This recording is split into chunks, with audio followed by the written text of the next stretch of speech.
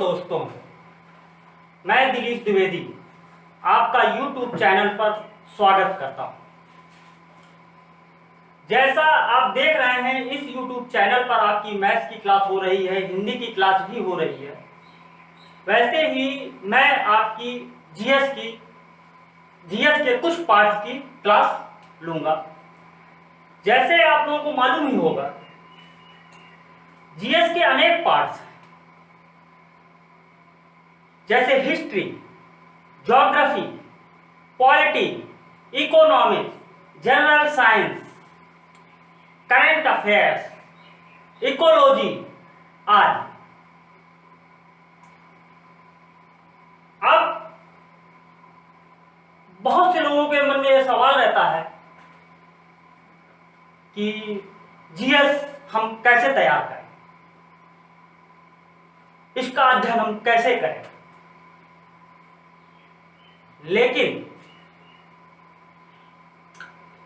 हमारा मकसद जीएस को आपको अच्छी तरह से तैयार कराना है।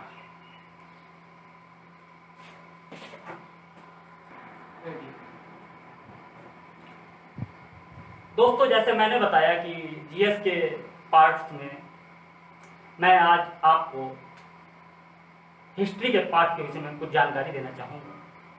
हिस्ट्री के विषय में जानकारी देने से पहले मैं आपको ये बता दूं कि सबसे पहले हमें ये मालूम होना चाहिए कि हिस्ट्री है क्या, हिस्ट्री क्या है।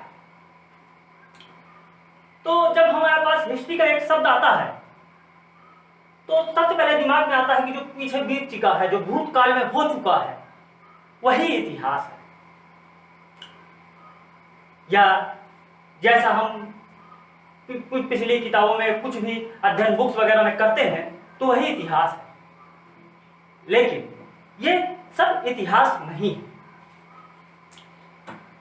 इतिहास की परिभाषा जो सबसे उचित होती है, अतीत की घटनाओं के शास्त्रों का अध्ययन करना इतिहास कहलाता है।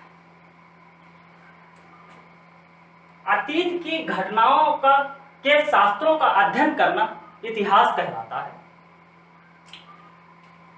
अब जैसे मान लीजिए, लेकिन सभी घटनाएं इतिहास नहीं होती हैं, लेकिन जिनका घटनाक्रम दिया होता है वो इतिहास कहलाता है।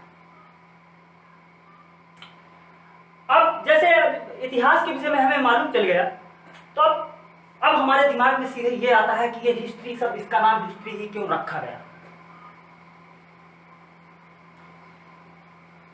इसका नाम हिस्ट्री इसलिए रखा गया क्योंकि ये यूनान यानी ग्रीक हिस्टोरिया शब्द से लिया गया है। कहां से? यूनान के हिस्टोरिया शब्द से लिया गया है। हिस्टोरिया का अर्थ होता है खोजबीन करना। लेकिन इसका नाम हिस्टोरिया किसने रखा? फिर हमारे दिमाग में क्वेश्चन आता है, और इसका क्वेश्चन कई बार एग्जाम में पूछा भी जाता है कि हिस्ट्री के जनक कौन थे, यानी फादर्स ऑफ हिस्ट्री कौन थे। तो वो भी हमारे यूनान के हेरोडोटस। कौन थे? हेरोडोटस। इन्हीं को हम फादर्स ऑफ हिस्ट्री कहते हैं। अब जब इतिहास के फादर ऑफ हिस्ट्री इन्हें कहा जाता है तो हर देश का इतिहास अलग अलग होता है। हमारे देश का भी इतिहास है जिसे हम भारतीय इतिहास कहते हैं। तो भारतीय इतिहास के जनक किसे कहा जाता है? महर्षि वेदव्यास। यानी जब भारतीय इतिहास की बात करते हैं हम, भारतीय इतिहास, महर्षि वेदव्यास।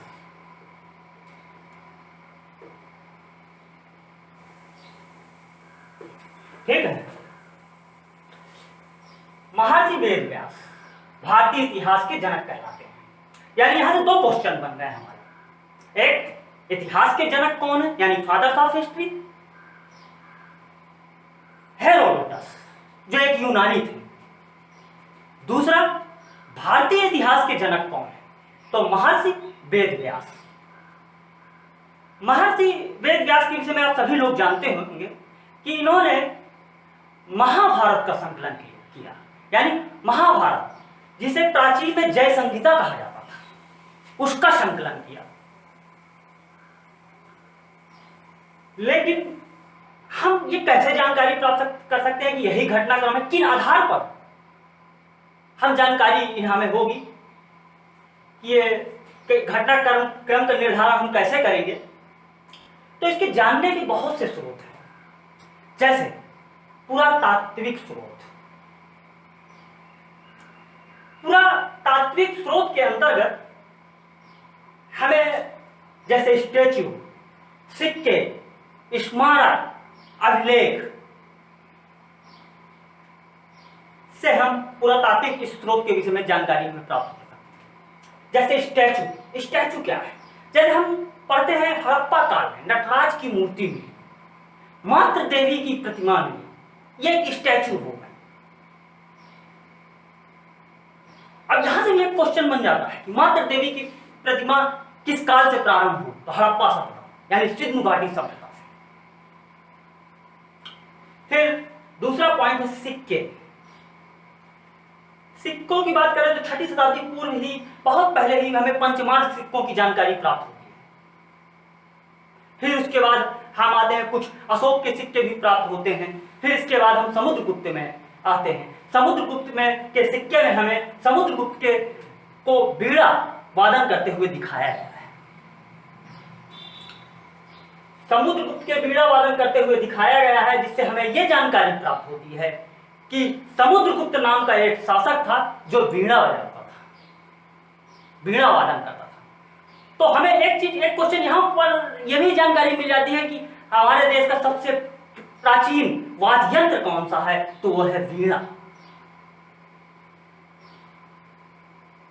फिर तीसरा पॉइंट है स्मारक। स्मारक के विषय में जैसे आप लोग बहुत से लोग जानते होंगे कि ताजमहल किसने बनवाया, लाल किला आगरा का किसने बनवाया, दिल्ली का लाल किला किसने बनवाया। जैसे आपका ताजमहल हो गया, दिल्ली का लाल किला हो गया, ये आपके शाहजहां ने बनवाया।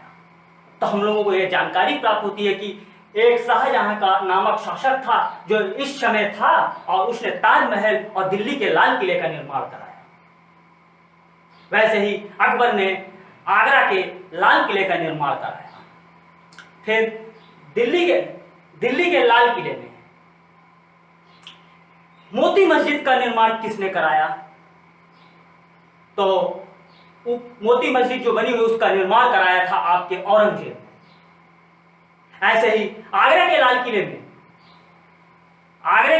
में मोती मस्जिद का निर्माण किसने कराया था, तो शाहजहां ने कराया था। आप देख रहे हैं जब हम इतिहास की जानकारी ले रहे हैं तो यहां से कितने क्वेश्चन बन रहे हैं, सिर्फ जानकारी ले रहे हैं। अभी इतिहास के पार्ट में हम जा ही नहीं रहे हैं। अब चौथा पॉइंट, अभिलेख। जैसे अभिलेखों के विषय में हमें मालूम चलता है कि सबसे प्राचीन अभिलेखों के विषय में अगर हमें कहीं से जानकारी प्राप्त होती है तो अशोक के अभिलेख। अशोक के अभिलेखों से हमें यह जानकारी प्राप्त होती है कि अशोक ने अभिलेखों के माध्यम से यह बताया कि मेरा प्रशासन कैसा था, मेरी धार्मिक व्यवस्था कैसी थी, मैंने कैसे जो है बौद्ध धर्म को ग्रहण किया, आदि आदि। ऐसे ही आगे चलकर इसको स्कंदगुप्त के भी अभिलेख मिलते हैं, समुद्रगुप्त के अभिलेख मिलते हैं, ऐहोल अभिलेख मिलता है चोल राज्य का। ऐसे अनेक अभिलेखों के माध्यम से हमें इतिहास के जानने के स्रोत मिलते हैं। अब ये आपका रहा पुरातात्विक स्रोत। अब आते हैं हम बी नंबर, साहित्यिक स्रोत। साहित्य की जहां बात आती है तो हम जान जाते हैं कि यहां पर लेखन की बात हो रही है।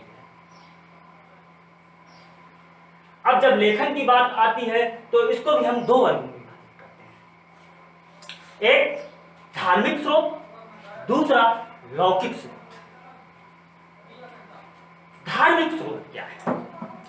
जैसे बहुत से धार्मिक ग्रंथ हैं, जैसे हम अध्ययन करते हैं रामायण, महाभारत, बाइबिल, कुरान, ये सब धार्मिक ग्रंथ हैं। और जैसे कुछ पाली ग्रंथ हैं, कुछ जैन ग्रंथ हैं, कुछ बौद्ध ग्रंथ हैं, इनका हम अध्ययन करते हैं। फिर दूसरा पॉइंट है साहित्यिक स्रोत के अंतर्गत लौकिक क्षेत्र। लौकिक क्षेत्र के अंतर्गत जो है हम जीवनी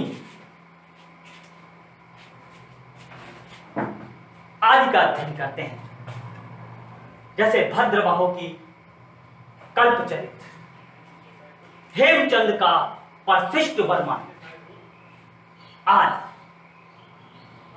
इसका विस्तार मैं आपको जब जो भी चैप्टर आएगा उस पर जो है मैं आपको इसकी जानकारी दूंगा। मैंने तो सिर्फ ये यहां पर इतिहास जानने के स्रोत के विषय में जानकारी दी। तीसरा पॉइंट है विदेशी यात्रियों का विवरण। जैसे है हम लोगों को जानकारी मिलती है प्राचीन काल से ही हमारे देश में बहुत से विदेशी यात्री आए, कोई यूनान से आया, कोई फारस से आया, आदि आदि।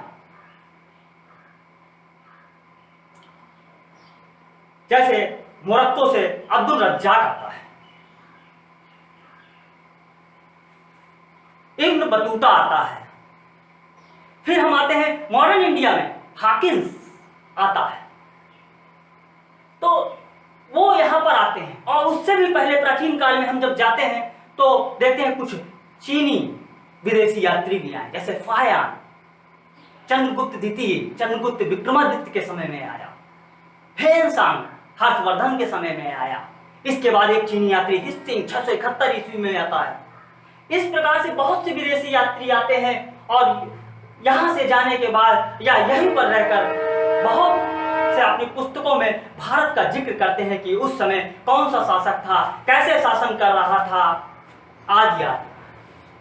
जैसे एक यूनानी आया मेगास्थनीज, जिसने इंडिका में भारत का बहुत ही अलग प्रकार से वर्णन किया। उसने कहा इस देश में 7 प्रकार की जातियां थी, आदि आदि।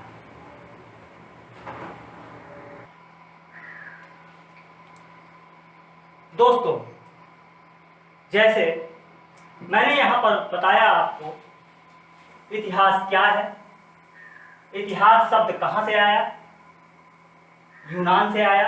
यूनान का कौन सा शब्द था, हिस्टोरिया था। इसके हिस्टोरिया शब्द दिया किसने, हेरोडोटस ने दिया, इसलिए इन्हें फादर्स ऑफ हिस्ट्री कहा जाता है। उसी प्रकार से भारतीय इतिहास के जनक महर्षि वेदव्यास थे। फिर मैंने बताया आपको इतिहास जानने के स्रोत क्या क्या हैं। फिर मैंने बताया पुरातात्विक स्रोत। पुरातात्विक स्रोत के अंतर्गत मैंने स्टेचू बताया, सिक्के बताया, स्मारक बताया, अभिलेख बताया। दूसरा साहित्यिक स्रोत। साहित्यिक स्रोत के अंतर्गत मैंने बताया धार्मिक स्रोत, लौकिक। तीसरा मैंने बताया विदेशी यात्रियों का विवरण। अगर आप लोगों को ये सब समझ में आ रहा है तो हमारे चैनल को सब्सक्राइब करिए।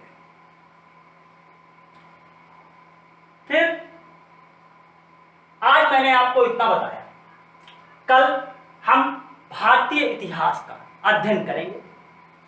विश्व इतिहास का अध्ययन हमें नहीं करना है फिलहाल, हमें भारतीय इतिहास का अध्ययन करना है। और भारतीय इतिहास के कौन कौन से पार्ट हैं इसके विषय में जानकारी देंगे, और कहां से हमारा चैप्टर कल स्टार्ट होगा ये भी हम बताएंगे। अगर हमारा वीडियो पसंद आया हो तो आप लाइक एवं शेयर करें।